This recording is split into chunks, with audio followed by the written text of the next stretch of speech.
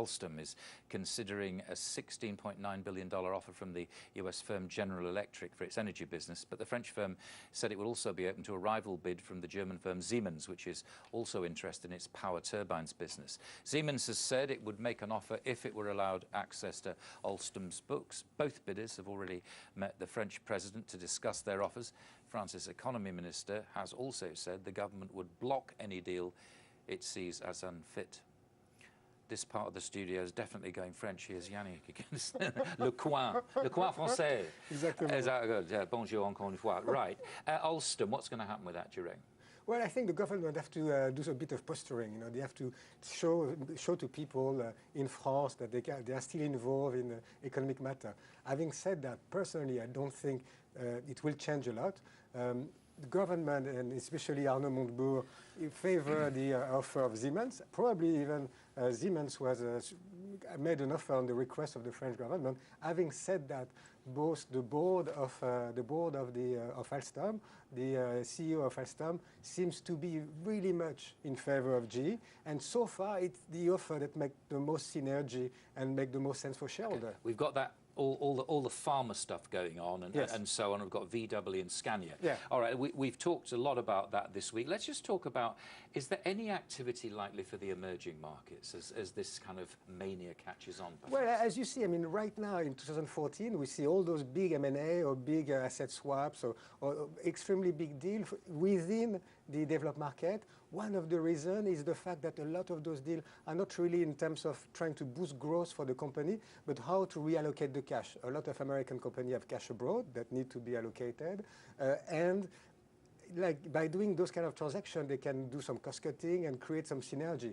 Usually, when there is M&A in emerging markets, it's to try to boost growth of the company. So far, we have not seen that. Maybe it's because of China slowdown. Maybe it's because of the setback on both the equity and the currency market back in February, March. But it's something that could be in the card if the confidence on the emerging market or on China can improve. But you're saying mergers to save money, and that yes, would apply in the emerging markets as well, would it, do you think? Well, I think if you can find I mean, right now, a lot of those companies like Lafarge have a very, very strong footprint in the emerging market. So even though they're listed in Paris, it's a cement company. They employ more than 10,000 people in Africa, from South Africa to Nigeria to some country in North Africa. So, you know, it's a global company.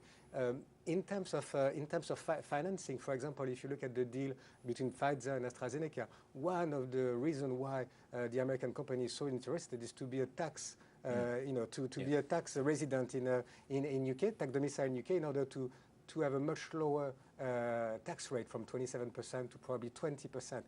You can't get this kind of saving by buying the emerging market company. You really have to go for, because you want to have part. You know, we know that emerging market will grow quicker than the developed market.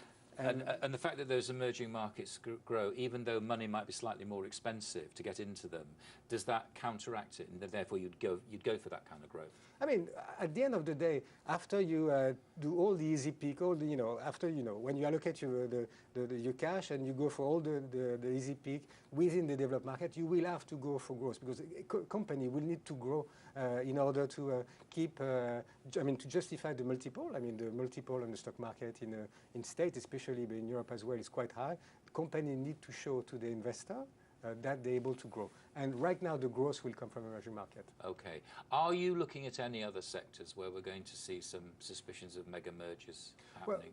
Well, right now, we have seen in engineering with Alstom, with Siemens. We have seen it in pharmaceutical. I think we should see it in the chemical company. I mean, all those companies that need a lot of investment with very, very thin margin that will benefit from economy of scale. Yeah, so yeah. I think chemical industry, or why not even the energy industry, the oil industry, oil and gas industry, we could see the same kind of merger. Merci bien, monsieur. Thank you. Thank you, Yannick, very much indeed. And massive unemployment in Spain is forcing people to come up with inventive ways to